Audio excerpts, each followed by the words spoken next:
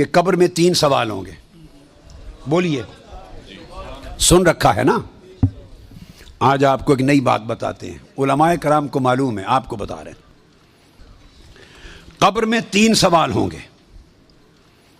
یہ حدیث بڑی توجہ سے سنیں. یہ اہل علم کے لیے اور اہل جو طالبان علم حدیث ہیں ان کے لیے. حضرت براء بن عازب, میں 3-4 حدیثیں بیان کروں گا.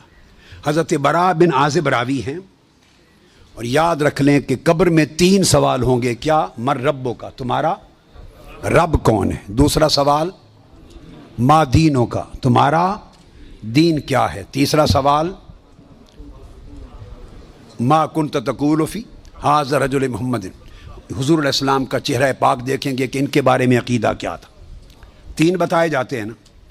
میں آپ کو وثوق کے ساتھ کہہ رہا ہوں, تیقن کے ساتھ کہہ رہا ہوں, اور ذمہ داری کے ساتھ کہہ رہا ہوں, یہ 3 سوال نہ بخاری میں ہیں نہ مسلم میں ہیں.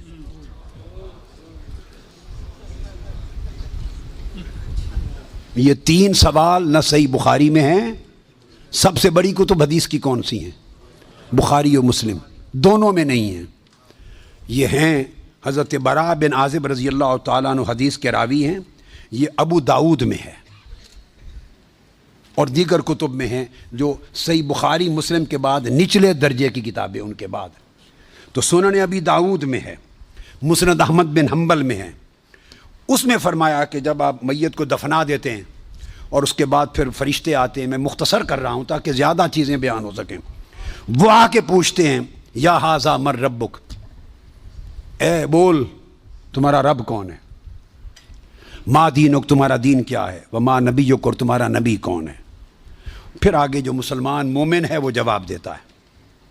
یہ حدیث براء بن عازب راوی ہیں اور دیگر کتب سے ہے, مگر میں آپ کو بتا رہا ہوں نہ بخاری میں نہ مسلم میں, ان سے نچلے درجے کی کتب حدیث صحاح میں اور دیگر کتب میں ہیں. سمجھ گئے بات؟ اس کا حوالہ دے دیا میں نے آپ کو. اب آپ آ جائیے, بخاری اور مسلم کیا کہتی ہے.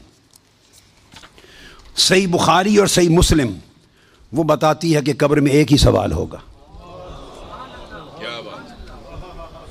میں تینوں سوال مانتا ہوں, میرے بارے میں کوئی نیا عقیدہ نہ سمجھ لیں اپنا.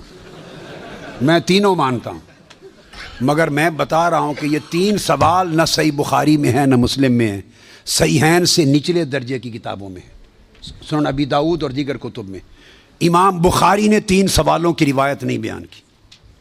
امام مسلم نے 3 سوالوں کی حدیث کو روایت نہیں کیا. وہ کیا کہتے ہیں, امام بخاری اور امام مسلم سے بڑا امام تو حدیث میں کوئی نہیں. بولیے. وہ کہتے ہیں ایک ہی سوال ہوگا.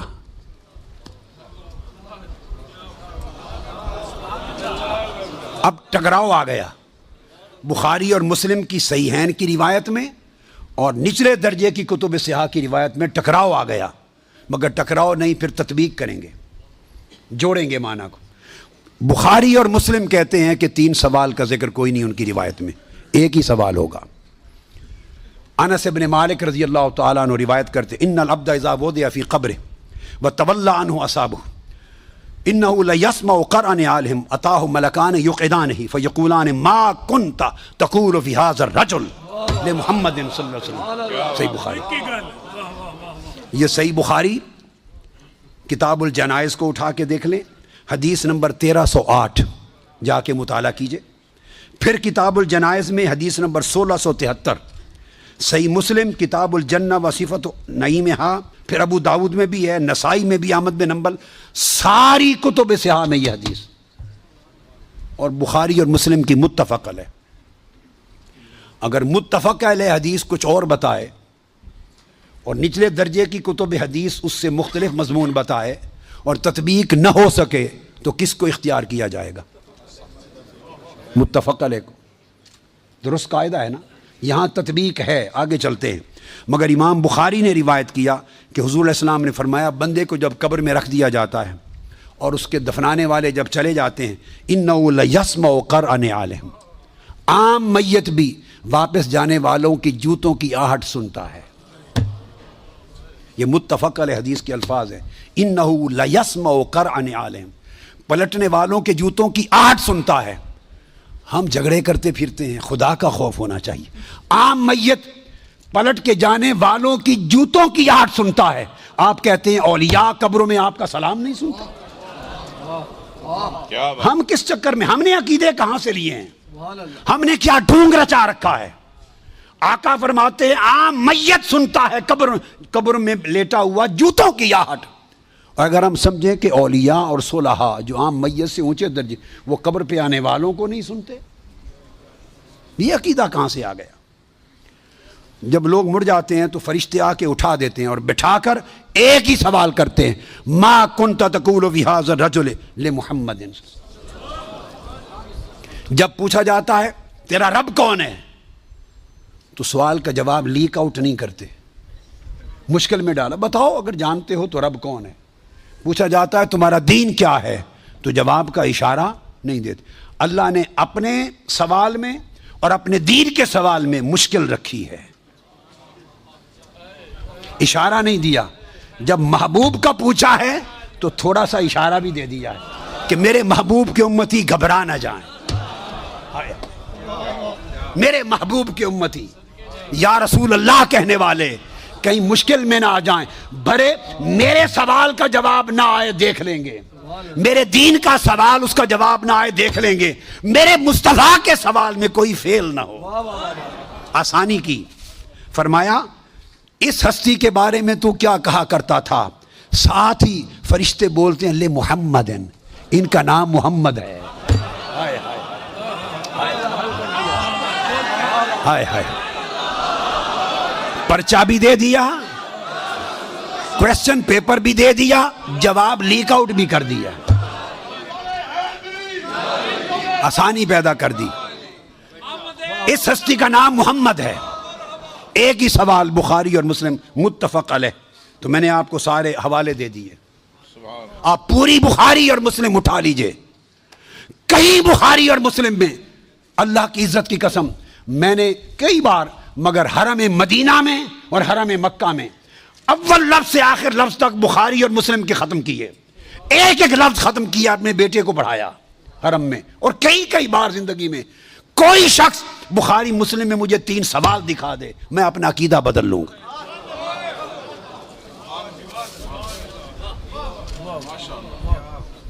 بخاری اور مسلم ایک ہی سوال بتاتی ہے, اس ہستی کے بارے میں کیا کہا کرتا تھا, اور ان کا نام محمد ہے صلی اللہ علیہ وسلم. اب ایک نقطہ اور دیکھیے, وہاں سادہ سوال ہے تمہارا رب کون ہے, تمہارا دین کیا ہے, مگر جب یہ سوال ایک ہی ہے, اس میں پوچھا ما کنت تقول, کانا یکون جب مضارع پر آتا ہے تو ماضی استمراری کا فائدہ دیتا ہے.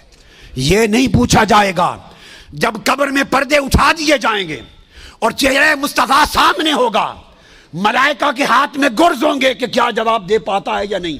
جب چہرہ مصطفیٰ سامنے ہوگا تو ہر بھولے ہوئے کو بھی سبق یاد آ جائے گا, پتہ چل جائے گا یہ تو مصطفیٰ ہے. چونکہ شان آشکار ہو جائے گی تو فرمایا یہ نہیں پوچھنا کہ ان کے بارے میں عقیدہ کیا ہے, یہ نہیں پوچھنا. فرشتوں پوچھنا ما کنت تقول, جب تقریر کرتا تھا جامع مسجد میں منبر رسول پر تو تب کیا کہتا تھا, جب جلسے کرتا تھا اور ذکر آتا تھا میرے مصطفیٰ کا, ما کنت تقول گلے پھاڑ پھاڑ کر تب کیا کہتا تھا, جب کتابیں لکھتا تھا تو میرے محبوب کی شان میں کیا لکھتا تھا. یہ نہ بتا کہ آج لے ان کی پناہ, آج مدد مانگ ان سے, کل نہ مانیں گے, قیامت کو اگر مان گیا. ارے جب چہرہ مصطفیٰ سامنے ہوگا,